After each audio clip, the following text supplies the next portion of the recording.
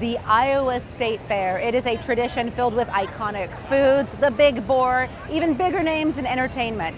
But the fair has had its own share of tragedies. Today, we are opening up our archives and we are digging into the past. Now, first up, it is business out front, party out back, the mullet contest of 2005.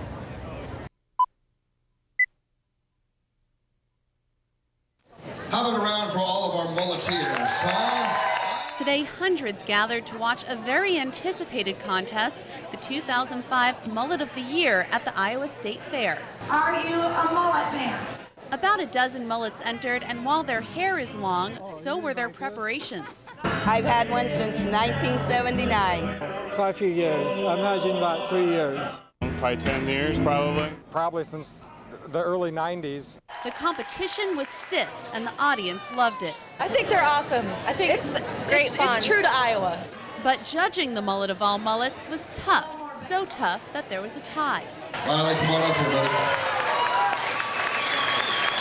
And our second mullet name, sir? Corey Jacobson. In the end, it was up to the audience to decide who would be crowned Mullet of the Year, and their decision came easy. The champion! Hard to believe that 40 years after mullets peaked, they're back in style once again. And who knows, maybe time for a hairstyle change, right? Anyway, one thing that is always in fashion here at the fair, the adventurous foods. More than 60 items here on a stick. And one favorite on a stick debuted 17 years ago.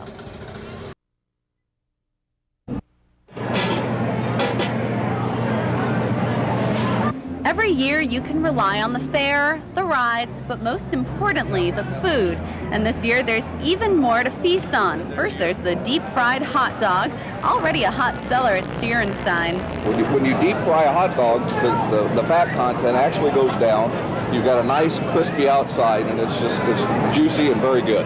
There's already dozens of foods on a stick, but this year there's 2 more to try.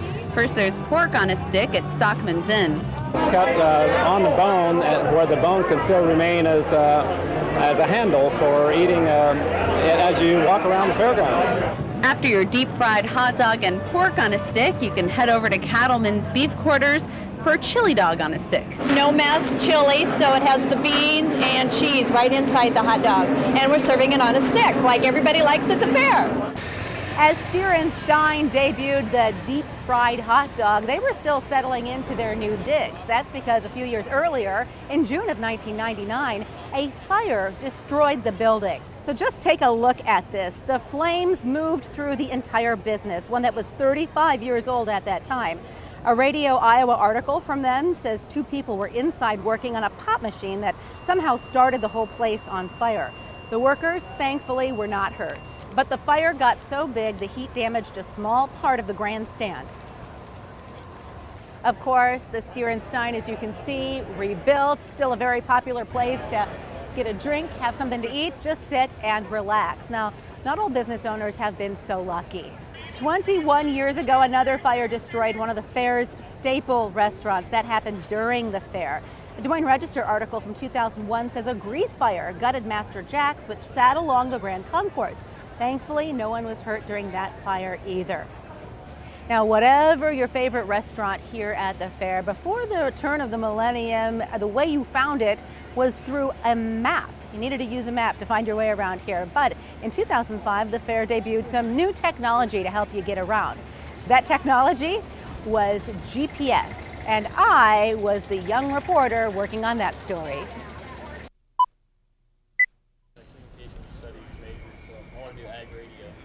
With so much ground to cover, it's easy to get lost in the shuffle at the fair. But Jay Stacker is never lost thanks to one of these. Something you hear so much with things like OnStar and with precision farming, and get your hands on one of these and see what it'll actually do. Stacker is giving tours with the help of GPS. The tour has several stops. This machine maps each destination, and then you get to do a bit of a scientific treasure hunt. And as they go around, they can try to identify those locations. So in the tour, we say you're looking for different buildings that are associated with historical fair sites. So instead of grabbing a map, Stacker says put your feet to the pavement and your eyes to the screen. and get to know the technology you'll be seeing more of in the future. The number's growing, but right now there's still a lot of people that really don't know exactly what it is. But it's really growing fast. Yeah, who knew that would be such an understatement? We carry that GPS technology with us almost every single day now. It was certainly an exciting time, though things really have changed. But back then, for me, I was actually just engaged before shooting that story, and I had started planning my own wedding. Well, that same year at the Iowa State Fair, Local 5 ran into a couple that was having their wedding right here. This lucky couple in love kept it simple, saying their vows inside a small building on the fairgrounds. A few people sat on benches watching the very short ceremony. Once they said their I do's, we spoke with the groom. What a perfect way to start a marriage and to have a wedding here at the Iowa State Fair, the granddaddy of all the fairs. So it's been great. And now we'll have to come back here every year for our anniversary. To celebrate the nuptials, the new couple cut into what else but a funnel cake. Nothing more appropriate at the Iowa State Fair.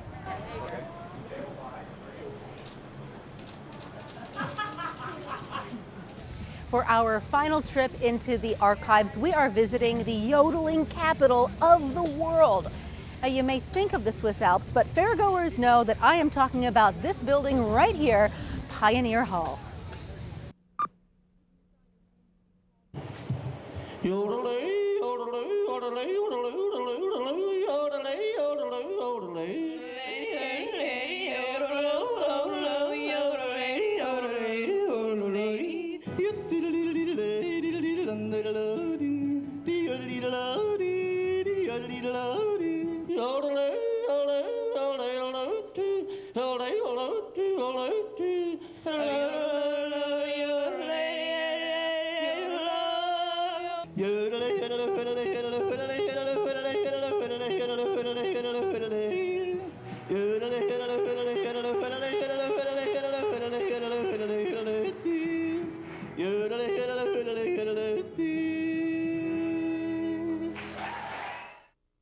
Music to my ears. You never run out of things to see, do, or eat here at the Iowa State Fair, and we hope that never changes.